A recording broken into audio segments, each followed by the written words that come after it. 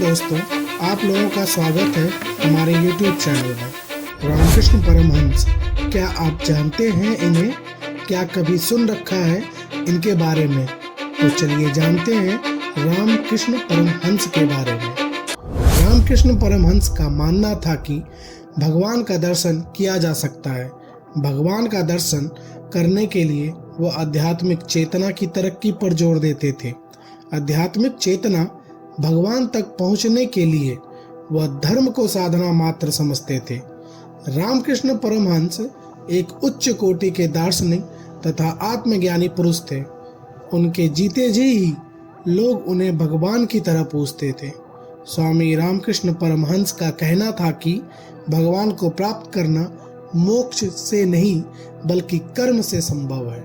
उनके अनुसार मनुष्य के प्रति दयालु होना भगवान के प्रति दयालु होना है, क्योंकि भगवान प्रत्येक मनुष्य में निवास करते हैं। रामकृष्ण परमहंस 19वीं सदी के भारत के सबसे प्रमुख धार्मिक गुरु थे। परम रहस्यवादी और परम योगी होने के साथ साथ रामकृष्ण परमहंस देवी काली के उपासक थे और उन्हें भगवान विष्णु का आधुनिक अवतार माना जाता था।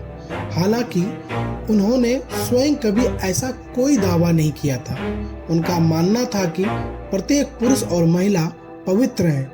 उन्होंने कभी भी महान होने का दावा नहीं किया और खुद को केवल एक आम आदमी माना जो देवी काली के चंचल और सौम्य स्वरूप का उपासक। 18 फरवरी 1836 को बंगाल के कमारपुकुर गांव में एक बंगाली ब्राह्मण परिवार में रामकृष्ण परमहंस का जन्म हुआ था।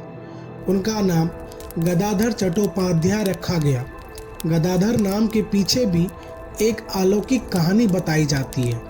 बताया जाता है कि पिता खुदीराम और माँ चंद्रमणि देवी को अपनी चौथी संतान के जन्म से पहले ईश्वरीय दर्शन हुआ था।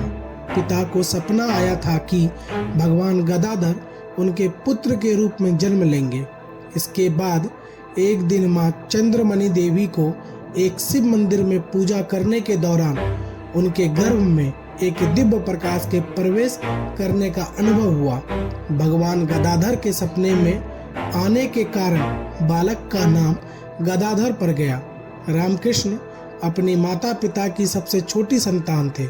उनके 2 बड़े भाइयों के नाम राम कुमार और रामेश्वर थे और बहन का नाम कात्यायनी था। रामकृष्ण जब महज 7 वर्ष के थे तब उनके पिता का निधन हो गया था। बताया जाता है कि रामकृष्ण को 6-7 वर्ष की उम्र में पहली बार आध्यात्मिक अनुभव हुआ था, जो आने वाले सालों में उन्हें समाधि की अवस्था में ले जाने वाला था और जिसकी परिणति परमात्मा से मिलना तय था। रामकृष्ण एक दिन सुबह सुबह धान की खेतों की पगडंडियों पर चावल के मुरमुरे खाते हुए टहल रहे थे। पानी से भरे बादल आसमान में तैर रहे थे। ऐसा लग रहा था मानो घनघोर वर्षा होने वाली हो। उन्होंने देखा कि सफेद सारसों का एक झुंड बादलों की चेतावनी के खिलाफ उड़ान भर रहा था। जल्द ही पूरे आसमान में काली घटा छा गई, लेकिन यह प्राकृतिक दृश्य इतना मनमोहक था कि बालक रामकृष्ण की पूरी चेतना उसी में समा गई। उसे सुध-बुध ना रहा। चावल के मुरमुरे हाथ से छूटकर खेत में बिखर गए और बालक रामकृष्ण वहीं अचेत होकर गिर गए। आसपास के लोगों ने जब यह देखा तो उन्हें बचाने के लिए दौड़े। वे उन्हें उठाकर घर ले आए। बताया जाता है कि रामकृष्ण का यह पहला आध्यात्मिक अनुभव था, जिसने भविष्य में उन्हें गदाधर चट्टोपाध्याय से परमहंस बनने की दिशा तय कर दी थी। बालक रामकृष्ण की चेतना धीरे धीरे अध्यात्म के अनंत समंदर में ही गोते खाने लगी। उनका मन आध्यात्मिक स्वाध्याय में ही लगने लगा। 9 वर्ष की उम्र में उनका जनेऊ संस्कार कराया गया।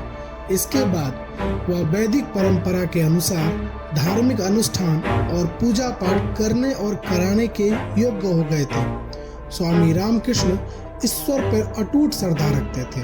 वो ऐसा मानते थे कि ईश्वर उन्हें एक दिन जरूर दर्शन देंगे। भगवान के दर्शन पाने के लिए उन्हें कठोर तप और साधना की। भगवान के प्रति भक्ति और साधना के कारण वह इस निष्कर्ष पर पहुँचे कि सारे धर्म समान हैं, वह ईश्वर तक पहुँचने के भिन्न भिन्न साधना मात्र हैं। रानी रासमणी ने हुगली नदी के किनारे काली मंदिर बनवाया था। रामकृष्ण का परिवार इसकी जिम्मेदारी संभालता था। रामकृष्ण भी इसी में सेवा देने लगे और पुजारी बन गए। 1856 में रामकृष्ण को इस मंदिर का मुख्य पुरोहित नियुक्त कर दिया गया था। उनका मन पूरी तरह से माता काली की साधना में रमने लगा। रामकृष्ण परमहंस ने अपना ज्यादातर जीवन एक परम भक्त की ही तरह बिताया। वह काली के भक्त थे। उनके लिए काली कोई देवी नहीं थी, वह एक जीवत हकीकत थी। काली उनके हाथों से खाती थी, उनके बुलाने पर आती थी और उन्हें आनंद विभोर छोड़ जाती थी। यह वास्तव में होता था, यह घटना वाकई होती थी।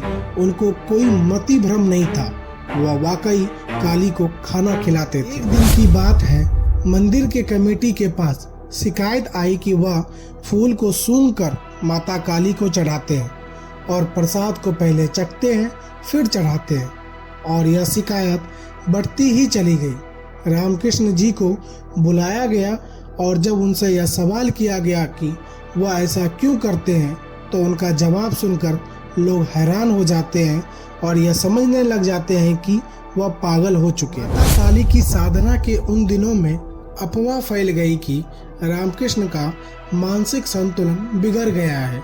परिवार ने सोचा कि शादी करा देने से रामकृष्ण पर पारिवारिक जिम्मेदारियां आएंगी और वह सांसारिक जीवन में रम जाएंगे और उनका मानसिक संतुलन ठीक हो जाएगा।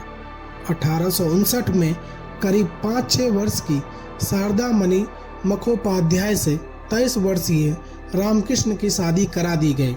शारदा मणि को भी भारत में माता का दर्जा प्राप्त है, क्योंकि उन्हें भी बाद में अध्यात्म का रास्ता चुना था और पति के संन्यास हो जाने पर उन्होंने सन्यासिनी का जीवन व्यतीत किया। कथा प्रचलित है रामकृष्ण के परमहंस बनने की। एक बार की बात है, रामकृष्ण एक नदी के किनारे बैठकर ध्यान में लीन थे। उसी वक्त एक आत्मज्ञानी साधु तोतापुरी जी वहां से गुजर रहे थे।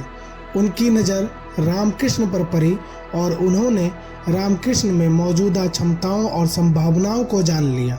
तोतापुरी ने रामकृष्ण के पास जाकर उनसे बात की तो उन्होंने पाया कि रामकृष्ण एक भक्त तो है, परंतु सुख और दुख के माया में बंधे हुए हैं।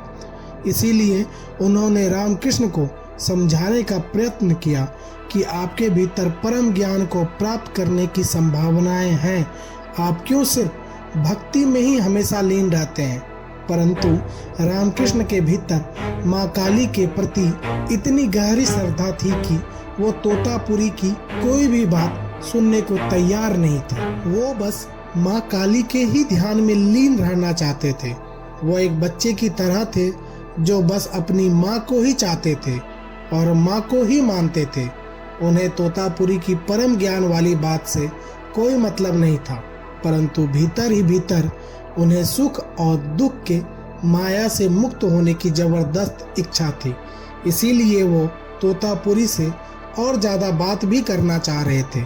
फिर तोतापुरी ने उन्हें समझाया, जब तक आप माँ काली की भक्ति और उससे मिलने वाले आनंद से मुक्त नहीं होंगे, तब तक आप खुद को माया के पार नहीं ले जा सकते।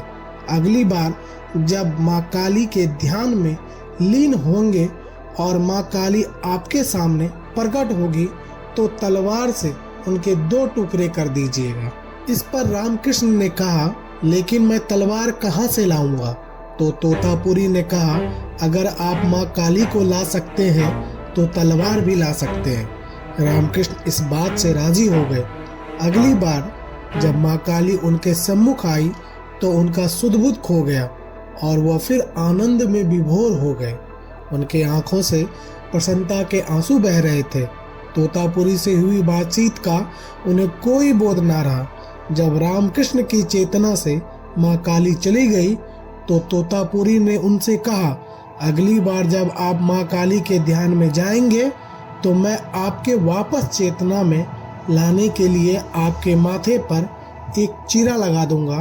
तब आप तलवार लेकर काली पर प्रहार कर दीजिएगा। अगली बार जब रामकृष्ण परमहंस ध्यान में बैठे हुए थे और जैसे ही उनके ध्यान में माँ काली प्रकट हुई और वो परमानंद में डूबने ही वाले थे, तभी तोतापुरी ने एक शीशे के टुकड़े से उनके माथे पर एक गहरा चीरा लगा दिया। उसी पल रामकृष्ण ने अपनी कल्पना में एक तलवार बनाई और माँ काली के 2 टुकड़े कर दिए। इस प्रकार रामकृष्ण परमहंस माँ काली और उनसे मिलने वाले आनंद से मुक्त हुए और पूरी तरह से माया से आजाद हो गए। इसके बाद से ही उन्हें परमहंस की पदवी मिल गई। युवा अवस्था में रामकृष्ण ने तंत्र मंत्र वेद वेदांत सीखने के बाद इस्लाम और ईसाई धर्म का भी अध्ययन किया था। आध्यात्मिक अभ्यासों, साधना सिद्धियों और उनके विचारों से प्रभावित होकर तत्काल बुद्धिजीवी उनके शिष्य बनने लगे। तब बंगाल बुद्धिजीवियों और विचारकों का गढ़ हुआ करता था। तभी नरेंद्रनाथ दत्त, जिन्हें आप स्वामी विवेकानंद के नाम से भी जानते हैं, वे संपर्क में आए थे। रामकृष्ण परमहंस के शिष्य स्वामी विवेकानंद को ठाकुर कहकर पुकारते थे। स्वामी विवेकानंद ने हिमालय में जाकर तपस्या करने की बात की तो गुरु रामकृष्ण ने उनसे कहा कि हमारे आसपास के लोग अज्ञान के अंधेरे में भूख, बेकारी, गरीबी और दुखों से तड़प रहे हैं। उन्हें रोता बिलखता छोड़ हिमालय के एकांत में आनंदित रहेंगे तो क्या यह आत्मा को स्वीकार होगा? उनके इन वचनों को सुनकर स्वामी विवेकानंद ने लोगों की सेवा में लग गए थे। जीवन के आखिरी दिनों में रामकृष्ण परमहंस गले के सूजन की बीमारी से ग्रसित थे। डॉक्टरों ने उन्हें गले का कैंसर बताया था। बीमारी से वह विचलित नहीं होते थे और इसका जिक्र होने पर मुस्कुरा देते थे और साधना में लीन हो जाते थे। इलाज कराने से वह मना करते थे, लेकिन शिष्य विवेकानंद उनकी दवाइयाँ कराते रहते थे। 16 अगस्त 1886 को 50 वर्ष की आयु में उन्होंने परम समाधि प्राप्त की, यानी देह का त्याग कर दिया।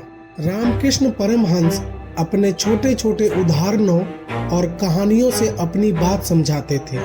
उनके आध्यात्मिक आंदोलन में जातिवाद और धार्मिक पक्षपात की जगह नहीं थी, इसीलिए हर वर्ग और संप्रदाय के मन में उन्होंने जगह बनाई और लोगों को एकता और सामूहिकता में बांधने का काम किया। उनकी शिक्षाएं जीवन के परम लक्ष्य यानी मोक्ष में केंद्रित है, जिसके लिए व्यक्ति को आत्मज्ञान होना जरूरी है। कैसा लगा आप लोगों को यह वीडियो कमेंट करके जरूर बताइए और ऐसे ही मज़ेदार वीडियो के लिए हमारे चैनल को सब्सक्राइब करें और बने रहे हमारे साथ। आपका धन्यवाद।